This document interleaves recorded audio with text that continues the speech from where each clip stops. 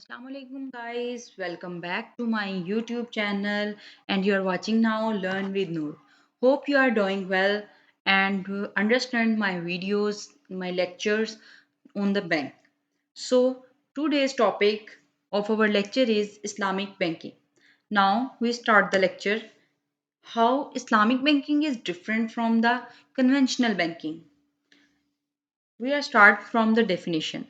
Islamic banking is a form of financial intervention based on Islamic modes of partnership, sale, agency, rent, and free form of riba means interest, mayasar means gambling, gharar, uncertainty, and other elements prohibited in Sharia.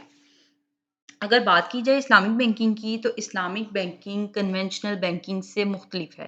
क्यों? क्योंकि ये totally based करती है शरिया पे, हमारी शरीयत पे, ठीक है? जो इस्लाम में चीज़ें जिनको ममनू करार दिया गया है, उनको इस्लामिक बैंकिंग में तर्क किया गया है।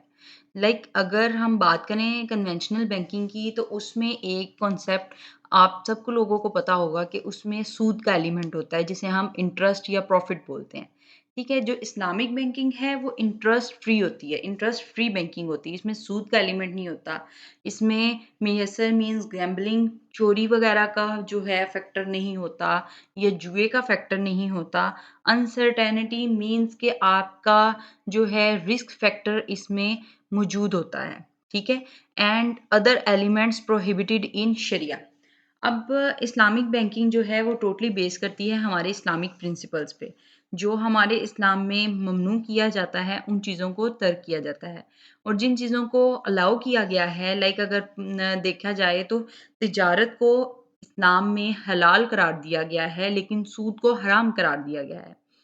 तजारत को क्यों हलाल करार दिया गया है? आप सल्लल्लाहु अलैहि वसल्लम ने जब तिजारत करनी शुरू की तो आपने प्रमोट किया तिजारत को कि आप तिजारत करें और कुरान पाक में भी इस चीज़ का जो है वो ज़िक्र आया है कि आप अल्लाह ताला ने तिजारत को हलाल करार दिया है, जबकि सूद को हराम करार दिया है। ठीक है? आगे चलते हैं हम अपनी नेक्स्ट स्लाइड पे। जिस पे अभी हमें जो बात कर रही थी, वही बात इसके अंदर बयान की गई है। Allah has permitted trade and forbidden usury means ये सूरह अल बकरा की आयत है जिसका यही मतलब है कि अल्लाह ताला ने तिजारत को हलाल करार दिया और सूद को हराम करार दिया है। Emergence of Islamic banking. Islam prohibits interest which has been the basis of conventional banking. जो हमने बात पहले की कि इस्लाम जो है वो टोटली तर्क करता है, सूद को हराम करार देता है, जबकि कन्वेंशनल बैंकिंग जो है उसका सारा सिस्टम ही इंटरेस्ट बेस्ड होता है, ठीक है? ये हमारे इस्लाम में जायज़ नहीं है। In unqualified terms, keeping this thing in mind and harmonising banking practices with requirement of Islamic ideals of social and economic life. Islamic banking has emerged. अब अगर हम अपनी बात करें, हमारे कंट्री की बात करें, तो पाकिस्तान में भी इस चीज़ को प्रमोट किया जा रहा है कि हमारी जो है टोटली इस्लामिक बेस्ड हमारी जो है बैंकिंग सेक्टर हो, इसमें हम इंटरेस्ट फ्री बैंकिंग को प्रमोट करें। स्टेट बैंक भी इस चीज़ पे बहुत ज़्यादा काम कर रहा है और अगर देखा जाए बाकी बैंक्स में तो हर बैंक ने एक छोटा-सा डिपार्टमेंट इस्लामिक बैंकिंग का ओपन किया हुआ है, जहाँ पे इंटरेस्ट फ्री बैंकिंग होती है, यानी सूद से पाक बैंकिंग होती है, जिसे हम इस्लामिक बैंकिंग बोलते हैं। इस्लामिक बैंकिंग जो है बेसिकली वो तिजारत बेस होती है। हम आगे जाके इसके बाकी कॉन्सेप्ट्स देखेंगे तो हमें ये ज़्यादा अच्छे से क्लियर हो जाएगा जब हम मुदारबा पढ़ेंगे, हम इसमें मुशारका पढ़ेंगे, हम इसमें जो है मुराहबा पढ़ेंगे, तो हमें ये चीज़ें सलम पढ़ेंगे तो हमें ये चीज़ें ज़्यादा क्लियर हो जाएँगी कि इस्लामिक बैंकिंग जो है वो किस तरह से कन्वेंशनल बैंकिंग से टोटली डिफरेंट है। इसकी एग्ज़िस्टेंस वैसे ही है जैसे बाकी बैंक्स हैं फ़िज़िकली तौर पे, लेकिन ये कन्वेंशनल बैंकिंग से डिफरेंट है क्योंकि ये सूद से पाक है, इसमें सूद का एलिमेंट नहीं होता। Islamic banks operate on the principles of profit and loss sharing and strictly avoiding interest.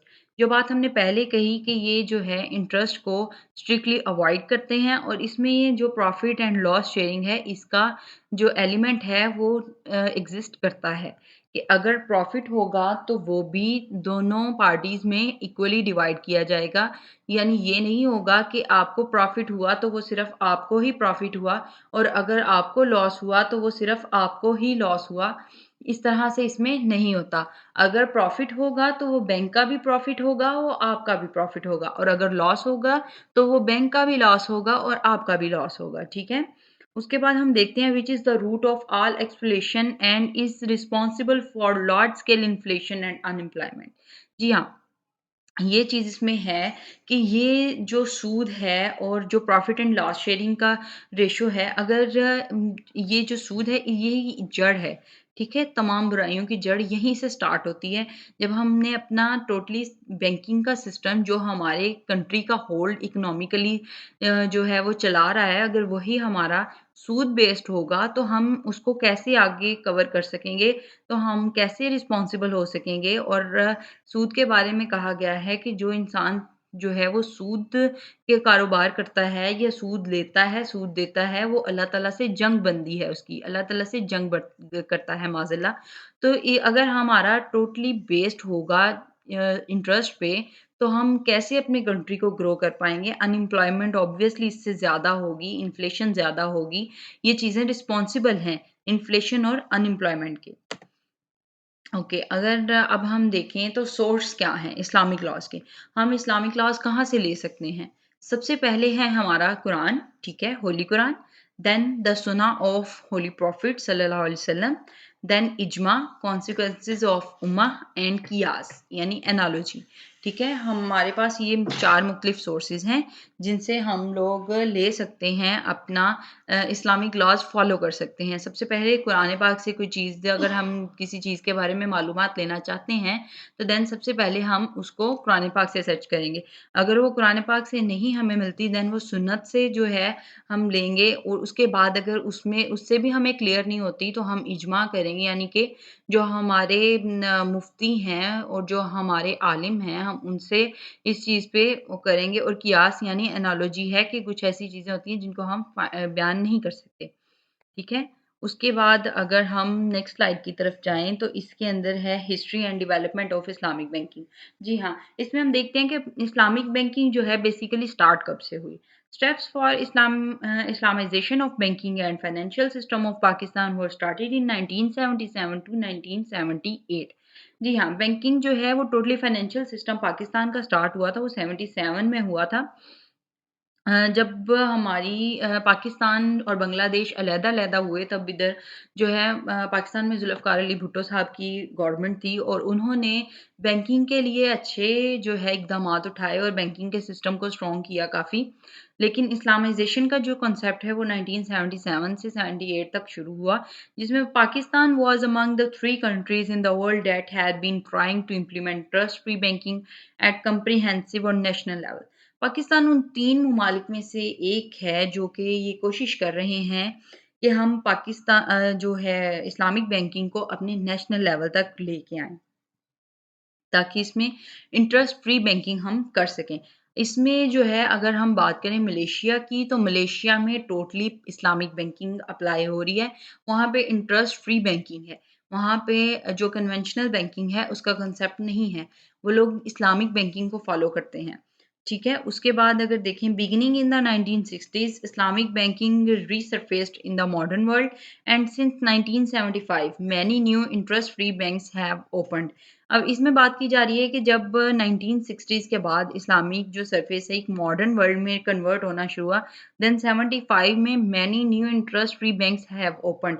अब अगर बात की जाए जैसे हमारे यहाँ पे मिज़ान बैंक है, एचबीएल ने भी अपना एक छोटा-सा पार्ट ओपन किया है, देन अल-फलाह है, ये इस तरह की बैंकिंग सर्विसेज़ हैं जो कि टोटली इस्लामिक बेस्ड हैं। इधर इस्लामिक बैंकिंग ही अप्लाई हो रही है। ये 1975 से स्टार्ट हुए हैं बैंक्स, ठीक है? जो इस्लामिक बैंकिंग थे, इंटरेस्ट फ्री बैंक इनको कहा जाता था।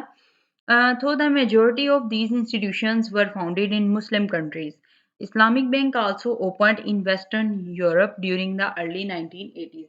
और अब इसका फैलाव इस तरह से हो चुका है कि मॉडर्न जो वेस्टर्न यूरोप है, उसमें भी जो मुस्लिम कंट्रीज़ हैं, उधर ये बैंक्स ओपन हो चुके हैं, जहाँ पे आप जो है इंटरेस्ट फ्री बैंकिंग कर सकते हैं। देन इसमें है growth of Islamic banking. Growth of Islamic banking have following outcomes. Economic growth, जी हाँ, जब आप इस्लामिक प्रिंसिपल्स को फॉलो करेंगे तो ऑटोमेटिकली आपकी जो इकोनॉमिक ग्रोथ है उस पे अच्छा इफेक्ट आएगा, वो आपकी इकोनॉमिक ग्रोथ इंक्रीज होगी, क्योंकि इसमें गैम्बलिंग एक आप प्रोहिबिटेड कर रहे हैं, देन आप इंटरेस्ट को तर्क कर रहे हैं, देन आप अनसर्टेनिटी को तर्क कर रहे हैं। तो इसमें आप देखें कि कितने फैक्टर्स ऐसे हैं जब इंक्लूड होंगे तो उससे आपकी कितनी चीज़ें जो हैं वो रह जाएँगी।